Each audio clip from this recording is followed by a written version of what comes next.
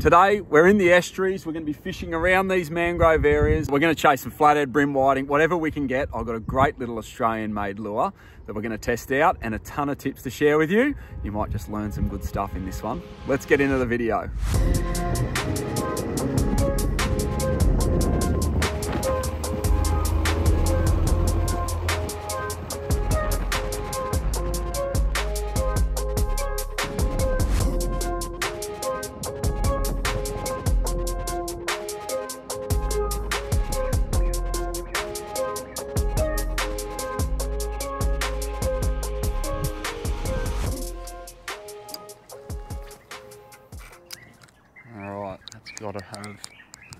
It's got to be something on this first break edge here.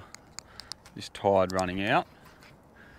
It all sort of runs down the creek and then hits this corner. I reckon there's got to be something sitting along here. You can notice the change in the water there. There's like a little border edge to it where the water's pushing back out off that edge. That's enough for the bait to kind of get a little bit disoriented when they hit it. That's where the flathead are going to sit, I reckon. I've come up the river and I'm looking for that change in water colour. As the tide's moving, the clarity's sort of changing, and I'm trying to find that cleaner water, but I've just sort of started up in a little bit dirtier area. And I reckon the next 5 minutes as I sort of head down and drift down, I'm going to find that cleaner water. And that's where the bite's going to start, I reckon. Somewhere around here. I'm not far away. But that water clarity and that visibility that I think helps flathead a lot. That's something that'll bring that bite on. If you can get that water clarity straight away, that's a really good indicator. So if you can see the weed beds or you can see the mangrove edges, that's a good sign that that clarity's there. Another way to do it, you just drop your lure down, and if you can watch it for a metre down, there's your metre of his, and that's all the flathead need to be able to watch it hop and drop and dance around in front of them. They can eye the little lures in and grab them.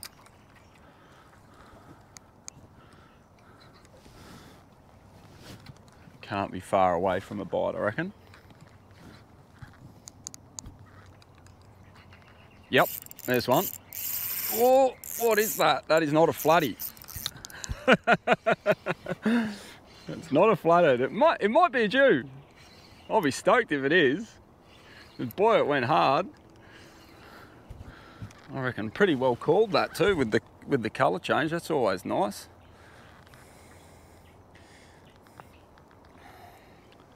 It's just getting that green colour about it. Oh no. Here we go. Crazy little Trev. Well, that'll do me as a start. These are fabulous for breaking a session up. They're full of spikes too underneath and around their tail, so you've got to be a little bit careful. I want to give you a good look at it though. Come here, little mate. Come here. Yeah, these things are so good for the estuary fishermen. Plenty of power, even the smaller ones. That's only a baby, but look at that. Just gotta be careful holding it on the tail because they'll rip you up. He's not happy about it. Back you go, buddy. Sick. Let's go again.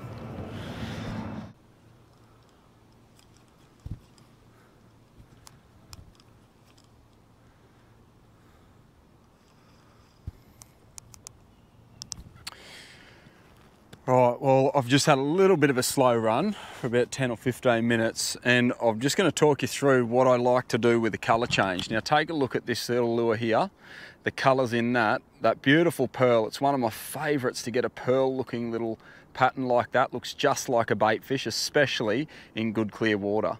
But what we've got, I'm getting these massive gusts of wind coming through, and it's dirtying up the banks. And all of the wash is coming in, it's pushing against the mud and it's draining out, and it's making it really dark around the edges. So what I'm going to do, there's some beautiful colours in Wayne's range of lures here. There's a bloodworm, and I think he calls this one crockbait. That one there, that's a really good one in those discoloured conditions. So I'm going to change it over. I'm going to throw crockbait on and maybe put on like a highlighted jig head or something, and just see how that goes until this water starts to clear up with the run-in tide.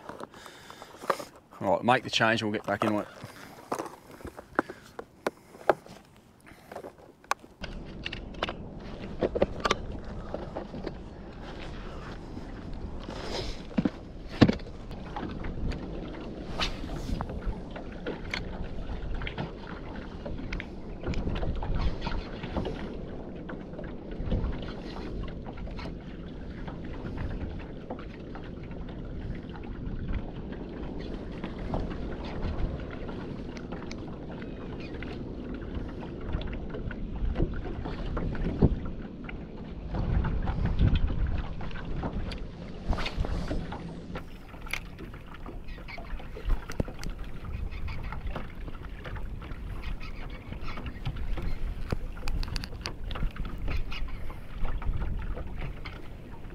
Yep, floody, right out of the shallows.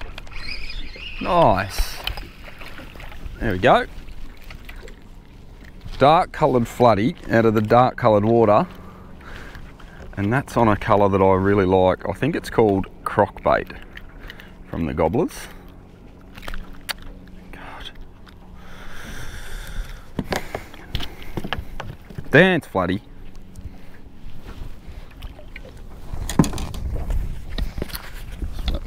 Little mat down, great little scoop to get them back in water, especially these crazy ones. Boom. That's my dirty water combo. It's a croc bait with a little, that's a first cast you get. So they come in like a fluoro colour. Right up in the shallows.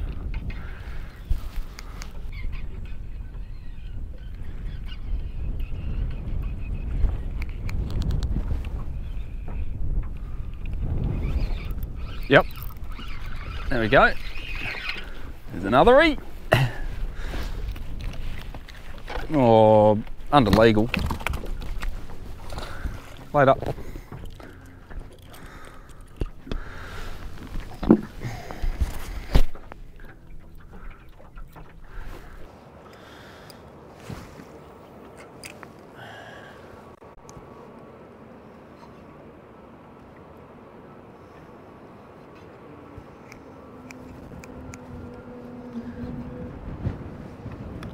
Yep. Oh, I grabbed it. It was a great hit too. It's just on the drop.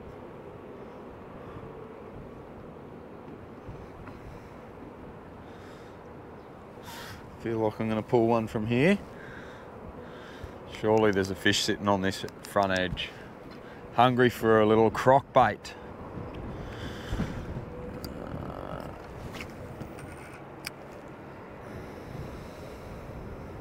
Have a look.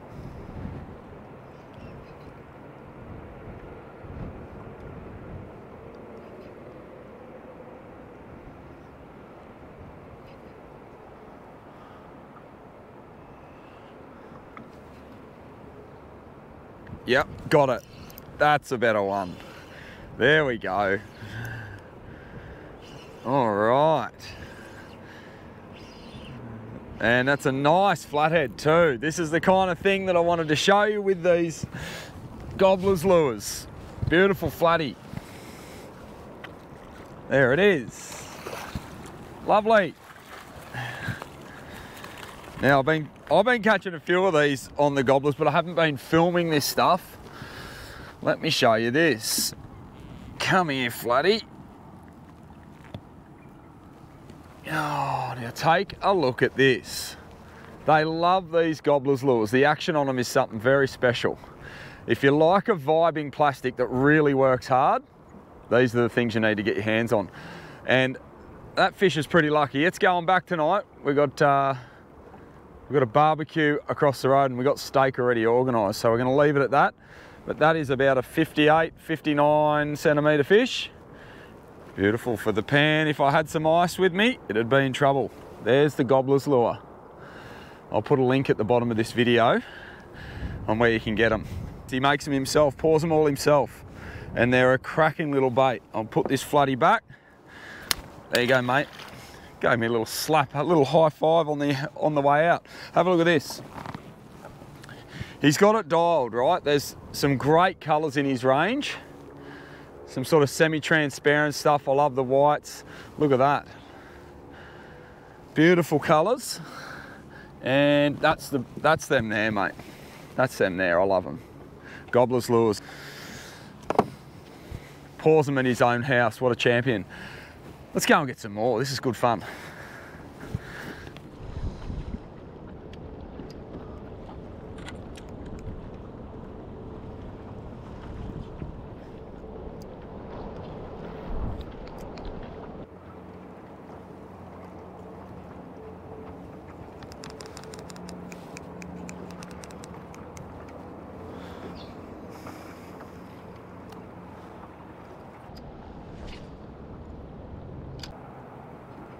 Yes, that was the concept.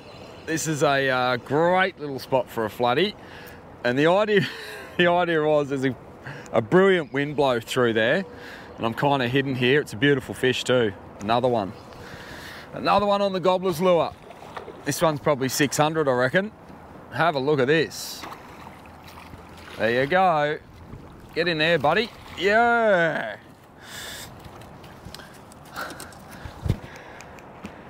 Oh, that just came together beautifully. That's what I'm trying to do. The whole time I'm out here, while I'm testing lures and working on different retrieves, I'm looking at the tidal flow and the wind flow and where that's moving bait. And this is a convergence point. You've got massive wind in a corner and the tide's pushing in there. And there's also deep water on a drop off. It just had all the pieces of the puzzle. And have a look at this. Look at the size of I reckon that's probably a big herring, a big old herring. Crazy that this floodie's just brought up. It's obviously been feeding hard and knows how to smash a bait. Oh, have a look at this floodie, eh? Have a look at that, folks. Right down the hatch. And a beautiful fish. That'd be, yeah, it's over 600, I reckon, maybe 620, 630. Beautiful fin structures on them. Look at them. They got plenty of power, these things. Stunning. All right, well, it's working. They love these gobblers, there's no doubt about that. This one's going back. Oh.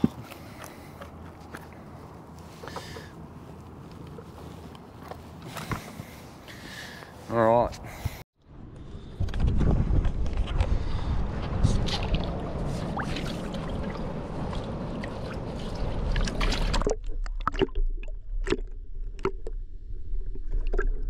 Well, I'll just show you how I've rigged this. I've got a little bite tippet here, and that bite leader is like a back-to-back uni knot of, I think that's 20 pound onto 6 pound.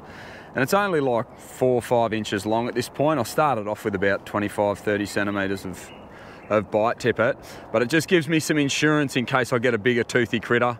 And that's the setup there with a little 1/4 ounce. It's a jig head. That's a Damiki jig head. They're really sharp hooks, but they are soft. So I've sort of gone through them at times. And that point there is just getting a little bit worn. The softness of that hook, it's a bit frustrating, but I love how sharp they are. They're like a tournament grade sharpness. There we go. Tournament grade sharpness. They're really good for pin and flathead. They're only a fine gauge, so you can't put too much hurt through it. But yeah, there they go. All right. That's a hook file that's available through my website. You can get them on my website with my lures and all my accessories. Let's get back into the fishing, folks. I reckon we might be into another one here. Let's see what happens. It's been some beautiful fish so far. And that last flathead, he didn't even let the thing get to the bottom. I just tossed it into this blow through and it swam straight over and grabbed it on the way down. It's an important piece of the puzzle to have a lure that's not sinking and plummeting to the bottom straight away when you're fishing these shallows. That fishing time is so important as the lure hits the surface. They cue into that noise, they're really tuned into that stuff, and then they come over and collect the lure as it goes down. That's one of the key features of my soft glide lures. That's why they're, part of the reason why they're so effective on those really big fish. It's the sound of that land and then the slow fade that makes all the difference. And with a little 1/4 ounce jig head on these soft plastics, or a 1/6, it's just perfect, especially fishing these flats. It's making it a bit of a challenge in this wind though, like the wind is blowing the line and it'll pull the plastic. So I'm trying to lay my line down on the surface of the water a bit to try and stop it getting blown around. But anyway, we're still making it work, still getting it done. Just try one more, throw it up onto that bank.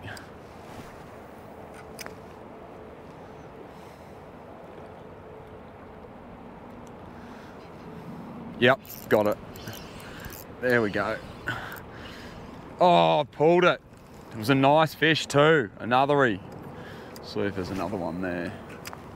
Right on the edge of a bank here. It was a great take too. I felt the clunk, which is just, it's so addictive fishing for flathead and feeling that clunk. Try again. I just hurried it a little bit too excited. I blame myself. I could see the flathead facing me, and it's opened its mouth and just shaken. And often that's the case when they stall and they realise they're hooked and they're looking at you and they start to shake with their gob open. It's a key part of the fight that I should just be a little bit, you know, I don't even know what to do really. They're really good at getting it out. Just shouldn't have pulled too hard. That's probably the point. When they're facing you, you don't want to rip too hard. It's all right if they're the other way and they've got the hook in the hinge point of their jaw, or, you know, anyway. There might be another flathead in this. Just going to see if I might need to reposition the boat slightly to get the cast angle that I need. Well, I want to talk to you about why I think these are so effective on the flathead. Now, it's the profile really and the action that does most of the damage. I mean, there's some great colours in the range, but have a look at the really slim profile of this lure. And flathead respond to that. They love a small profile. It resembles a little bait fish just perfectly. They feed on baby gar, and you know, the little bait that gets around in our estuaries is just a perfect imitation. And when they're kicking hard, like this with this little tail, that's a unique tail design, by the way. I really like what he's done with that. It gets almost a 180 roll to it, and it throws that hook around and it pulls true. And the vibe it gets, even at a slow hop, like drawing it up nice and slow, it just goes bananas. So Wayne, mate, you've done a really good job with these, and they've become one of my favourites. So I'm going to be fishing these a lot more. They come in like a bigger size. I think it's like maybe a 5.75 or something, but this is the 3.75, and that's what I love for the flathead. They're fantastic to throw on a 1/4 ounce or a 1/6 ounce. That's how I've been doing it, and I've been using my 270M Zodias, which is my favourite rod for school-size flathead fishing, with the 3000 Vanford. It's really, really light, real feely. It picks up all the little knocks and bumps that you get from the flathead. So that's how I've been doing it today. Let's get back into the fishing and see if we can get another one.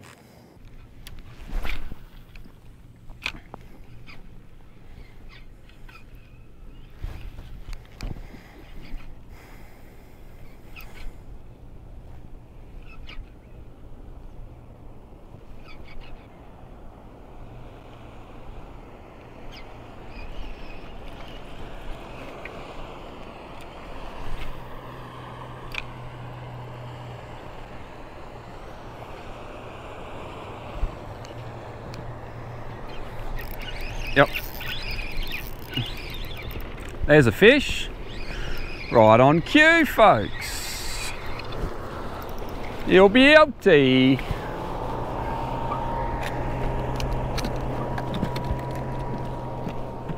Wait.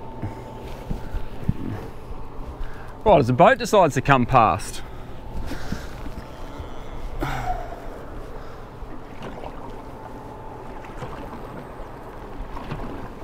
How good's that, eh? On that crock bait again. This is good stuff. That's legal, but not enough meat to warrant a filleting job. That's going back. Oi. If you like this video, there's heaps more flathead stuff. You can check it out here. Otherwise, I'll see you in the next video.